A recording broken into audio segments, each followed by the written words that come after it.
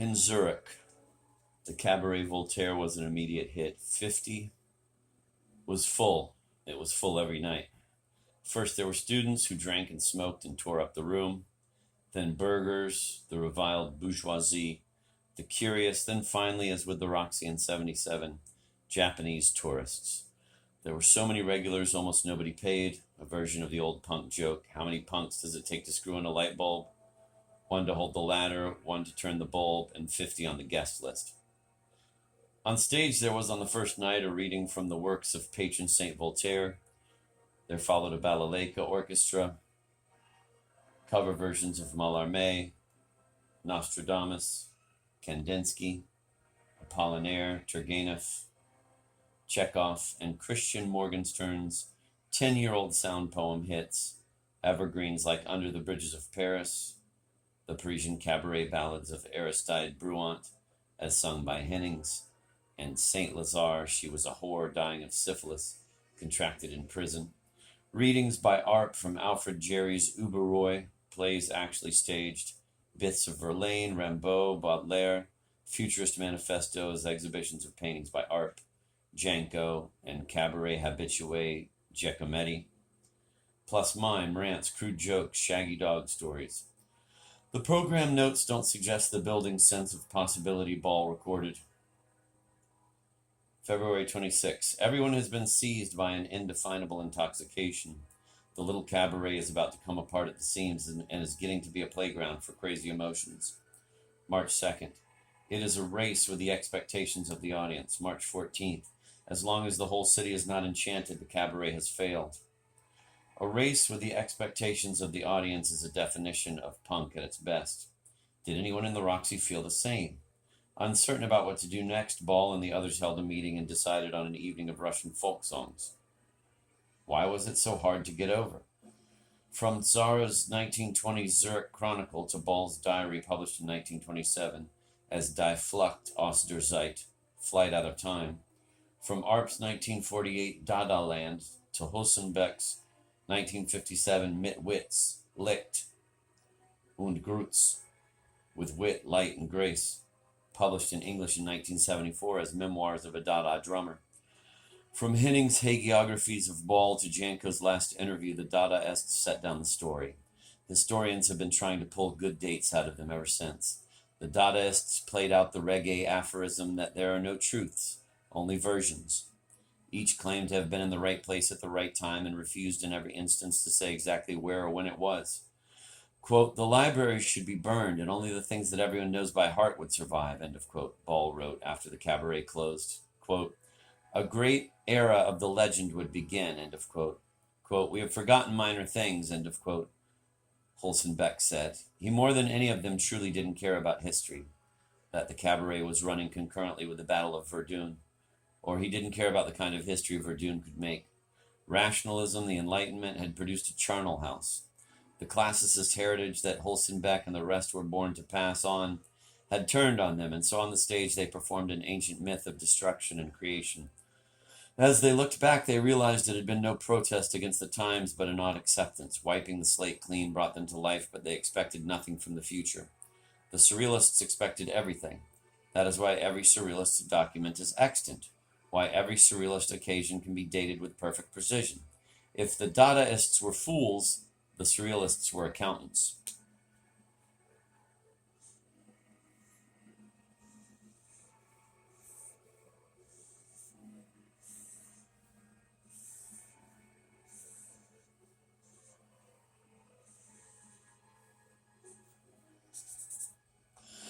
When the Surrealists looked back, they looked back with certainty, whether it was the certainty of the Stalinism some of them once embraced or of the textbook citations all of them had won. The Dadaists looked back with puzzlement, except for Holzenbeck, who looked back as if it had all been obvious, inadequate, a rehearsal for a day that never came.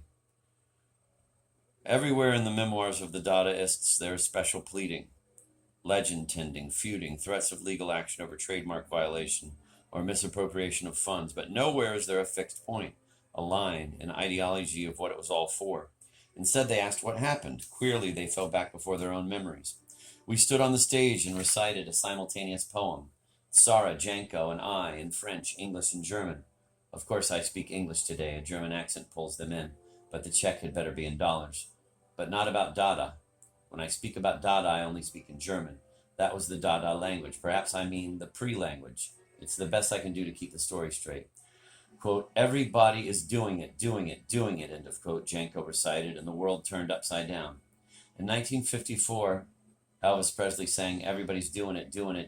Well, you know he sang, that's all right, mama, that's all right with me. But what's the difference? It was all in the rhythm. And the same thing happened again, or in 1948, the Orioles, It's Too Soon to Know. I have the original It's a Natural 78 right here. I play it for my patients when they ask me how long this is going to take. Same thing again. I mean before, as Arp said. Only imbeciles and Spanish professors care about dates. Time is a bourgeois construction. To turn an hour into 50 minutes is to be a Dadaist. All it was my umba. It was just Negergedicht, the big beat. Just grew, Ishmael Reed called it in Mumbo Jumbo, that wonderful book about ragtime he published just before I died. Everybody is doing it. Do you understand? If you do, write Dr. Charles R. Holbeck, 88 Central Park West, New York. Thank you very much. Reading the testimony of the Cabaret Voltaire cut-ups, one finds only serene noir. The 17th murder in Dashiell Hammett's Red Harvest, the dead chauffeur in Raymond Chandler's The Big Sleep, Frank and Cora fornicating in the dirt next to her husband's corpse in James Cain's The Postman Always Rings Twice, Sheriff Nick Corey's Kiliastic Serenity in Jim Thompson's Pop. If Dada was a locked room mystery, the door was open, and there wasn't even a body, just blood on the bed, a 4-letter word scrawled on the wall, and a 133-year-old skull in the closet. Like the private eye in William Hortzberg's Falling Angel, as detectives, the Dadaists were their own culprits, forced to work simply for the sake of the story. We killed a quarter of a century. We killed several centuries for the sake of what is to come, Holson Beck wrote. You can call it what you like. At the climax, there was no chance to assemble everyone in the drawing room because Ball and Hennings had gone back to the church. Arp and Zara were out of town. Holson Beck had changed his name, and letters to Janko came back no such number, no such zone. Anyway, it would be decades before any of them could even name the victim, what they wanted.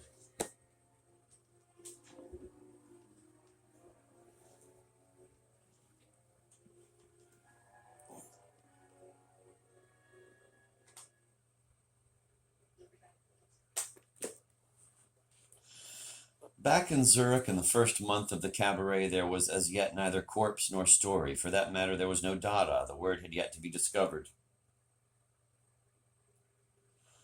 It meant hobby horse in French. In German, it was a dismissal. Goodbye, be seeing you, get off my back. In Romanian, of course. In Italian, wet nurse. In Swabian slang, sex-crazed moron. In English, father, and get ready, a fanfare. Deep in the Indo-European substratum, it meant both yes and no. It was a magic word.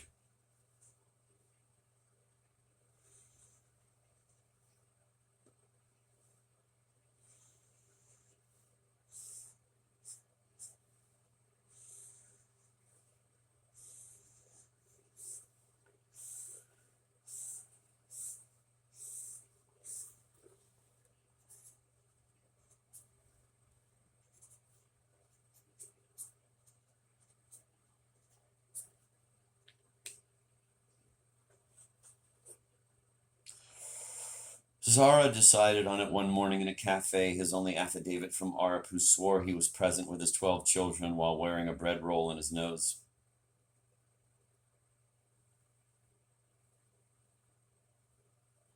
Solid Dada evidence, Holson Beck countered most effectively by outliving Zara. When Ball and I discovered Dadaism, he wrote in 1927, putting it all behind him for the first time, we were unaware of our errand. Ball had just eaten a bowl of noodle soup, and I had just thrown the last drunken students out of the Cabaret Voltaire when Ball said, Da. There. Don't you see where it all leads? In this moment, it was a historic moment. The responsibility of a mission was given to me, which until now I have not dared to shake off. I grasped Dadaism.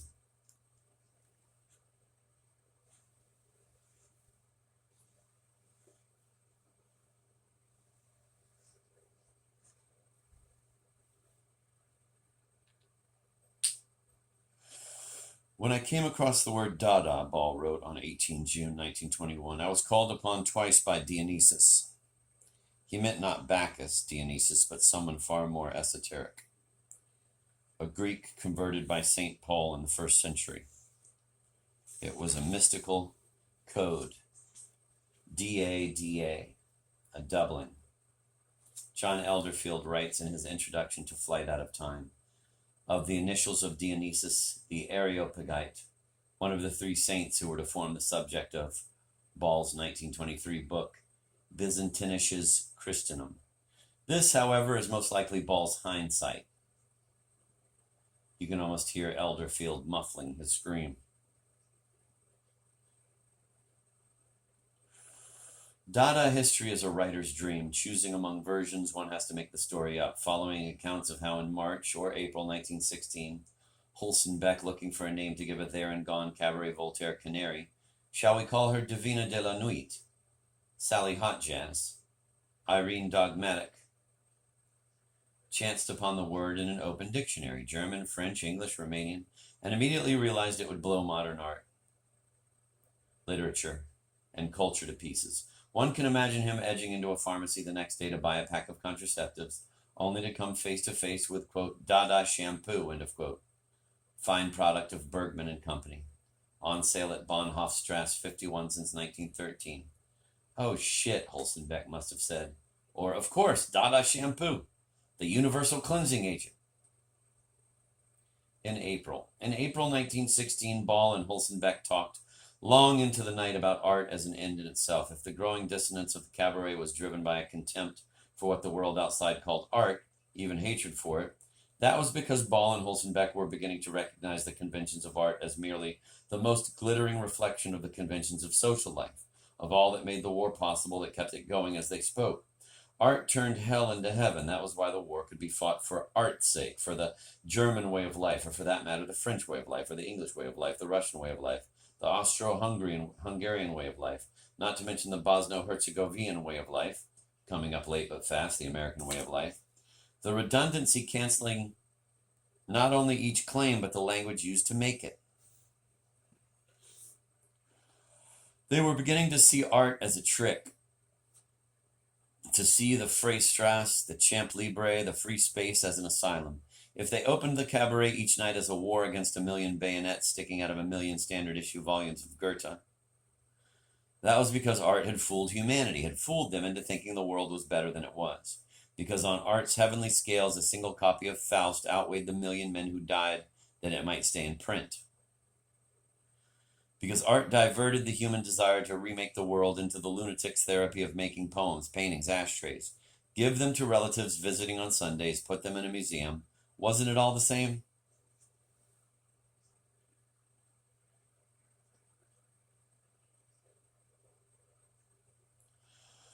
The conclusions Ball and Hulsenbeck were reaching didn't destroy the impulse that drew them to art. That impulse could not be rooted out. It was the impulse to change the world.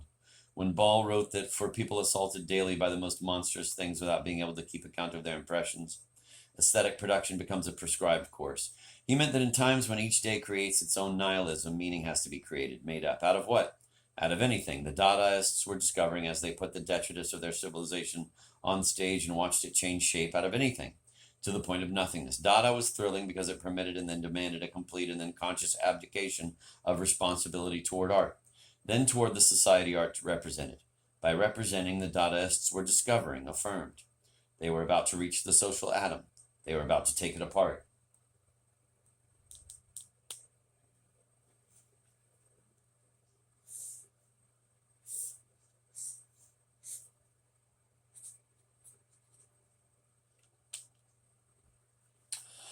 Dada was grace, but not for the asking, not by faith and not by works. Grace was up to God, and God was indifferent to the paltry, self-destructing ethical systems humanity had fashioned in imitation of the natural order. Thus the Dadaists experienced grace as chance, as a matter of the right place at the right time, a bolt of lightning, a fall in the street. Like a fall in the street, grace came forth disguised in the gestures of ordinary life. Like a bolt of lightning, it came to no one more than once, this moment of change, in which the whole world was wiped clean and reborn within the new man, if only for a moment. That was why they never got over it.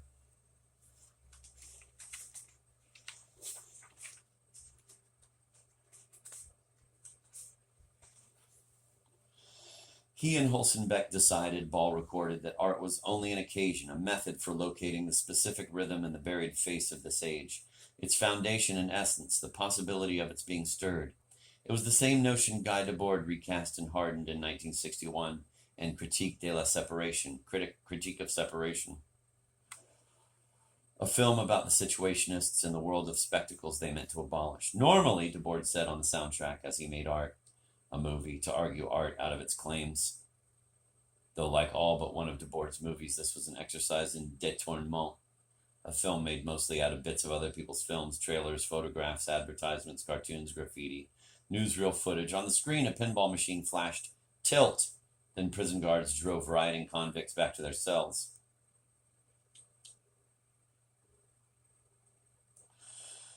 The things that happen to us, the things that truly involve us and demand our attention, leave us no more than bored and distant spectators. But almost any situation, once it has been transposed artistically, awakens our attention. We want to take part in it, to change it. This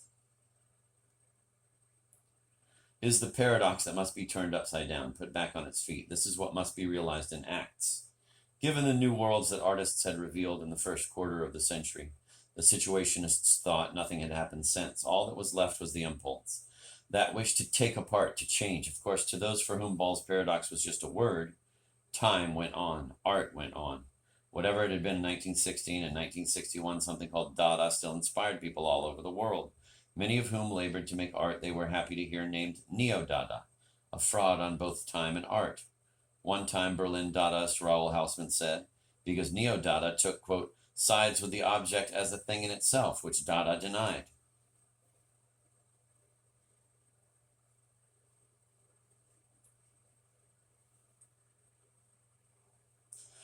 The will to change the world, Debord was saying in Critique of Separation, his critique of the separation of art from the world it meant to change, of every person from every other, of each clenched fist from the person who made it, was found most perfectly in the artistic impulse, which was deflected by the object it produced, which became a commodity, an agent of reification, a thing in itself.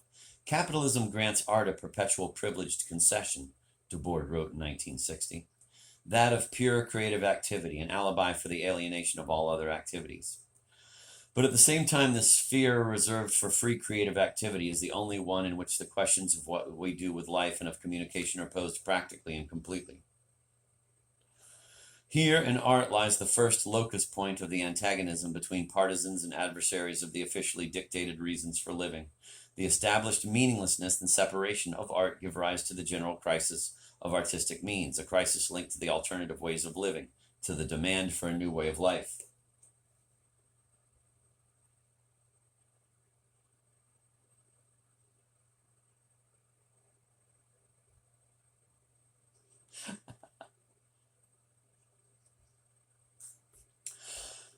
This was the crisis that was beginning to emerge in the Cabaret Voltaire, the realization that art's meaninglessness, its separation from what actually happened, rendered the beautiful, the true, and the good into the ugly, the false and the evil. The artistic impulse could not be rooted out, but its means had fallen to ruin. In the face of the new machines that were transforming the world, destroying it, paint and canvas were the tools of an enterprise as obsolete as alchemy.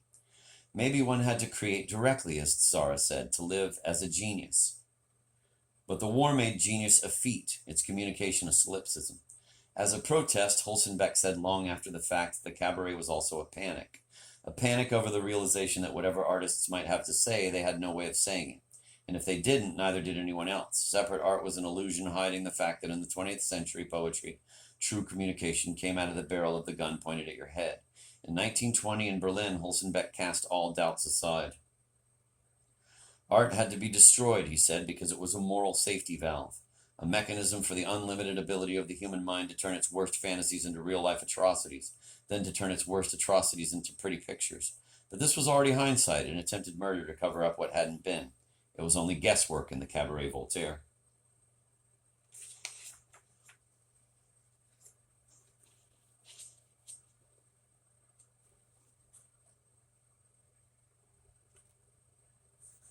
In the cabaret, art was staged as a nightly revelation of the buried face. Now you see it, now you don't. No matter that most were drunk, dancing, seeing nothing, just having a good time. A nightly proof that the paradox the Dadaists meant to enact was a paradox, not a proof.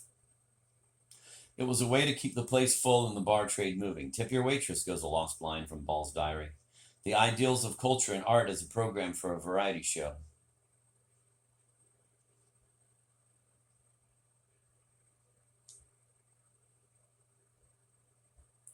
I'm going to reread that. I didn't listen to myself at all.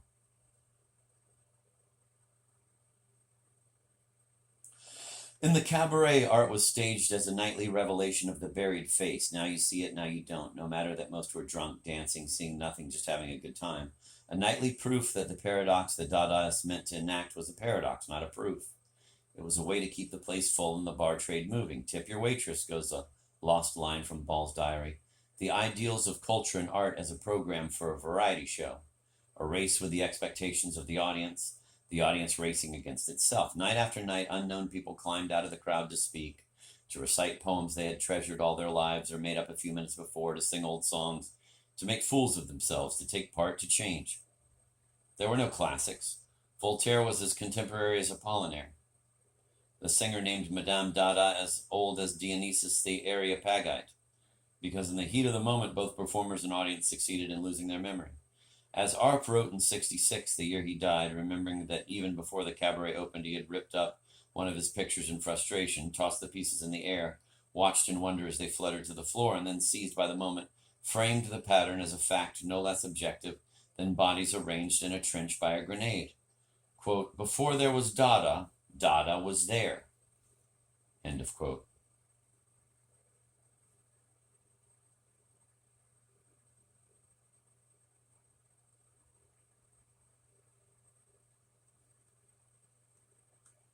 Sentimentality had crept in, that portentous ... Before Dada was there was a wish to negate the war and make a name afterward. There was the wish to hold on to it. As artists, everybody in the cabaret was a nobody.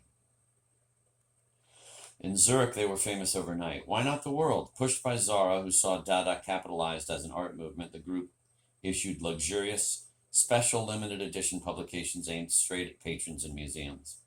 On vellum, it was nothing new. There were countless precedents in pre-war Europe for pretentious Nietzschean cafes, but Ball's needs were greater than most. Just before offering his boiled shirt front and his piano skills to Jan Ephraim, he had tried suicide. He and Hennings had slept outdoors, begged, searched for food in garbage cans. His desires were greater. Quote, only the theater is capable of creating the new society. The backgrounds, colors, words, and sounds have only to be taken from the subconscious and animated to engulf the everyday routine along with its misery. End of quote. Ball started the cabaret as a way to eat, and if he got lucky, to change the world. Along with Ball's need to create, there was Hennings' buried urge to destroy. Booked into a Berlin nightclub in 1912, she had pulled a rare review. Rare in the annals of pop music, if not for her. One Raven Surlai wrote in the radical journal Die Action. She stepped onto the cabaret stage, ribboned about the neck, her face waxen, with her cropped yellow hair and the stiffly layered ruffles of her skimpy dark velvet dress. She was separated from all of humanity. Old and ravaged, a woman has infinities, gentlemen. But one need not absolutely confuse the erotic with prostitution. Who can stop this girl, who is hysteria herself, from swelling to an avalanche? Covered with makeup, hypnotizing with morphine, absinthe, and the bloody flame of the electric gloire. A violent distortion of the Gothic, her voice hops over corpses, mocks them, soulfully trilling like a yellow canary. You can sense Surlai reaching. You can feel him fall back finally into the canary cliche as if to block his own reach. Yes, it was just a show. In the late 70s, dozens of new Surlais would try to describe attempts to create the same sensations. In San Francisco, the singer for No Mercy comes on stage pregnant, squats, emits a torrent of fake blood, and gives birth to a cowbone. In Los Angeles, a woman strides naked onto the bandstand as Vox Pop plays, collapses into the bass drum, rises, pulls a Tampax from her vagina, and hurls it into the crowd. Quote, grown men, skinheads, turned white and ran away, end of quote. That was punk. After the Sex Pistols broke up, after Johnny Rotten had taken the show as far as the show can go, writers would try to make sense of new versions of Hennings' apparition and fall short even of Surlai's compromise, which perhaps means that something happened in 1912 that did not happen in punk. Or that the dread to which Surlai gave voice required an innocence that could no longer be felt. In 1912, the war was 2 years away. Along with everyone else in Europe, Sirleaf had yet to learn the meaning of a phrase like hops over corpses, or, for that matter, the meaning of the word corpse.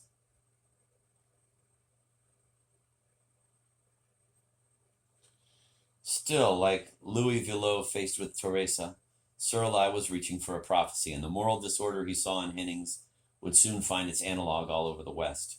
Ball may have found it in 1914 in a visit to the Belgian front, which changed him from an enlistee into a draft dodger. He surely found it in July 1915 when Marinetti sent him the futurists' latest Parole in Libertà, free speech. Quote,